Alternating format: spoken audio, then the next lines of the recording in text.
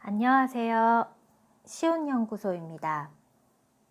시온연구소의 명화로 만나다 9번째 시간에는 노르웨이의 화가 뭉크라는 작가를 통해 사고력을 키워보는 시간을 가져보도록 하겠습니다.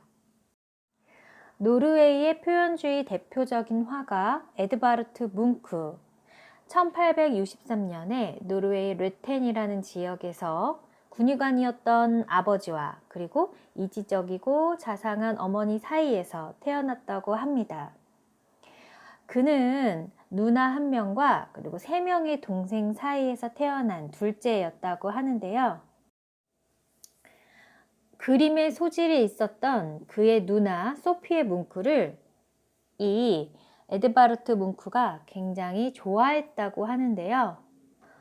그런데 이 뭉크가 지금 알려져 있는 정신적으로도 힘든 시간을 보내고 그리고 또 건강적으로도 힘든 시간을 보냈다라는 이런 말은 뭉크가 어렸을 때부터 굉장히 허약 체질이었다고 하고, 그리고 그의 자상한 엄마, 그리고 그가 잘 따랐던 누나가 그 당시에 결핵이라는 병으로 세상을 떠나자 어린 시절에 뭉크의 눈에 보였던 것은 그 가족의 죽음에 대한 공포였다고 합니다. 그래서 자기가 몸이 허약하기 때문에 이런 병에 대한 공포가 없을 수가 없었을 것이고, 그리고 또 자기가 사랑했던 사람들이 계속해서 이렇게 병으로 죽게 되자 그 어떤 두려움과 그 슬픔을 이루 말할 수 없었을 것 같은데요. 게다가 이 가족들이 병으로 죽음으로 해서 생기는 이 가난에 대해서 벗어나고자 이 뭉크의 아버지는 굉장히 광적으로 종교를 믿는 신앙이 생겼다고 해요. 그래서 이 광적인 신앙으로 인해서 자식들을 굉장히 좀 이렇게 압박하는 그런 아버지가 되었다고 하는데, 그런 어떤 환경 속에서 뭉크는 어떤 병에 대한 어떤 병약함과 그리고 정신병 이런 것들을 굉장히 두려워하면서 10대를 보내게 되고, 그리고 그 10대에 그러한 어떤 마음을 정화시키고자 그림을 그리면서 지냈다고 합니다. 사실 뭉크는 아빠의 그런 어떤 말에 따라 기술학교에 들어가서 공부를 했대는데, 거기에서 굉장히 좀 건강이 더 안 좋아져서 공부를 마치지 못하고 이제 그림 좋아하는 어떤 그림을 그리기 위해서 미술학교를 다녔다고 해요. 근데 그때 이제 만났던 고우나 고갱 이런 작품들을 통해서 굉장히 이 고우가 추구하는 어떤 그림의 세계에 많은 영향을 받았다고 합니다. 후에 뭉크는 자기가 벌어들였던 그 돈으로 굉장히 넓은 땅을 사가지고 20년 동안 그림 그리는 데만 열중하다가 그의 나이가 한 81 정도 됐을 때 생을 마감했다고 하는데요. 생을 마감할 때 자기가 그렸던 엄청난 그 많은 작품들을 시에 기증을 했다고 전해져요. 그 노르웨이에서는 그 뭉크의 탄생 100주년을 기념해서 그 오슬로라는 도시에 그가 기증한 작품들과 노르웨이가 소장하고 있는 작품들을 다 모아서 뭉크 미술관을 개관했다고 합니다. 오늘은 이 뭉크의 작품을 통해서 나의 감정을 이해하는 시간을 가져볼까 해요. 그래서 오늘 경험하게 될 학습 능력은 작문 능력, 그리고 유창성, 그리고 유추할 수 있는 능력, 그리고 창의적 표현력을 경험해 보도록 하겠습니다. 학습 목표는 3가지인데요. 첫 번째, 뭉크 작품에서 감정을 유추해 볼 수 있다. 두 번째, 감정의 종류에 대해 이해할 수 있다. 세 번째, 나의 상황을 비슷한 다른 대상에 유추해 볼 수 있다입니다. 자, 그럼 뭉크의 대표작 절규라는 작품에 대해서 이해해보는 시간을 가져보도록 하겠습니다. 이 뭉크가 이 절규라는 그림을 그릴 때 이런 심정이었다, 이런 감정이었다 라는 내용을 남긴 내용이 있는데요. 제가 그 내용을 한번 읽어보도록 할게요. 나는 2 친구와 산책을 나갔다. 따가운 햇살 아래 거닐다 보니 어느덧 해가 뉘엿뉘엿 지고 있었다. 갑자기 하늘이 온통 핏빛으로 물들었고 구름도 붉게 피어오르고 있었다. 나도 모르게 갑자기 우울한 기분이 들었다. 나는 멈춰서서 난간에 매달렸다. 친구들은 저 멀리 가버렸고 나만이 공포에 떨며 홀로 서 있었다. 바로 그때 비명소리가 스쳐 지나가는 것 같았다. 강력하고 끝없는 이 절규는 대자연을 가로질러 가는 것 같았다. 정말이지 나는 그 절규를 들을 수 있었다. 나는 그 소리를 듣지 않으려고 처절한 몸짓을 했다. 그림을 보면서 제 이야기를 한번 들어보셨나요? 이 뭉크라는 작가가 거리를 거닐다가 갑자기 정신적으로 이상이 와서 뭔가 지나가는 소리도 막 울렁울렁 하면서 좀 약간 들리고 그 소리가 너무 머리가 아프게 느껴지고 그랬을 때 이 처절한 자신의 그 상황, 주변이 뭔가 아름다워 보이지 않고 굉장히 좀 핏빛으로 물들었다고 표현을 해보는 거 보니까 굉장히 두렵고 막 굉장히 공포가 가득했던 그 당시의 상황을 그림으로 그렸음을 이 글을 통해서도 그리고 이 글이 아니더라도 이 지금 하나의 그림을 통해서도 충분히 느껴볼 수 있습니다.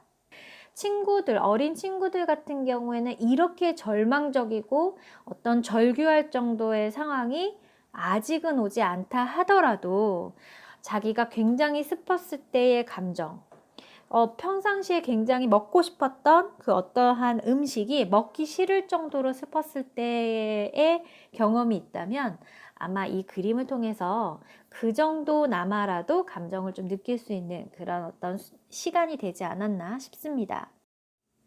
이번에는 감정의 종류에 대해서 알아보도록 하겠습니다.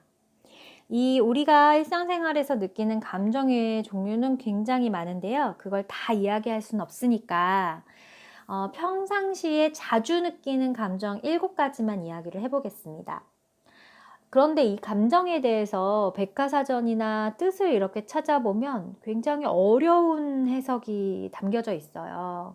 그래서 이번 시간에는 이 감정을 느끼는 상황에 대해서 아이가 한번 서로 이야기를 해봄으로써 아이가 엄마를 아는 시간, 엄마가 아이를 아는 시간도 이렇게 함께 가져보도록 하겠습니다.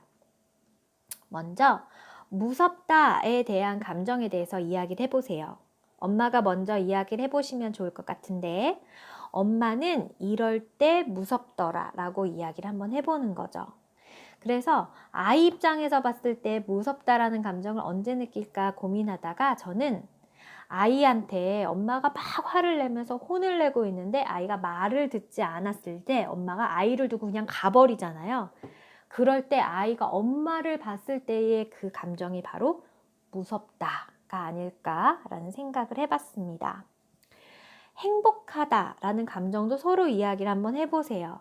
아이 입장에서 행복한 순간은 마트에서 막 돌아다니다가 좋아하는 장난감을 발견했는데 엄마가 그걸 사줄 때, 그래서 그 장난감을 가지고 집으로 올 때 굉장히 행복하지 않을까 싶습니다. 그리고 희망적이다도 한번 해보세요. 저는 이 희망적이다라는 표현이 되게 어려울 것 같은데 아이 입장에서 이렇게 생각을 해보니까 피자를 굉장히 맛있게 먹고 있습니다. 그런데 더 먹고 싶어요. 그런데 살짝 봤더니 아직 피자가 많이 남아있을 때, 이럴 때 희망적인 느낌을 가질 수 있겠죠. 그리고 차분하다도 한번 해볼까요? 차분하다라는 감정은 고요한 상태, 뭔가 막 부산스럽지 않고 내 마음이 그냥 이렇게 좀 고요한 상태를 이야기하는데 아이들이 보통 일어나서 이제 밥 먹기 전에 책상에 멍하게 앉아 있잖아요. 저는 그 상태가 좀 차분한 상태가 아닌가, 차분한 감정을 느끼는 중이 아닌가 라는 생각을 해봤습니다. 나머지의 단어들도 한번 엄마와 아이가 서로 번갈아 가면서 어떨 때 이런 감정을 느끼는지 꼭 이야기해 보시길 바랍니다.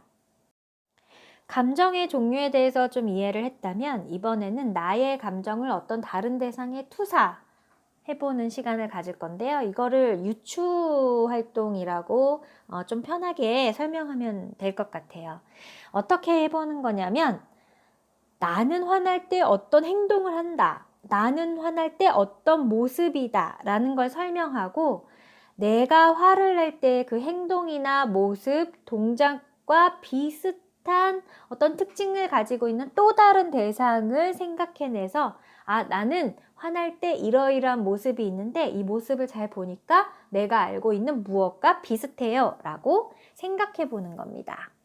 자, 그래서 하나 해보면 나는 화날 때 얼굴이 불그락푸락합니다 라고 하면 그래서 나는 화날 때 공작의 꼬리 같아요. 이렇게 어떤 색깔로도 동작으로도 느낌으로도 이런 것들을 표현해보고 그와 비슷한 어떤 특징을 가지고 있는 대상들을 여러 가지를 열거해보는 그런 시간입니다. 그래서 한번 적어보세요. 나는 화날 때 이러한데 이런 화나의 모습이 뭐 같은지 쭉 여러 개.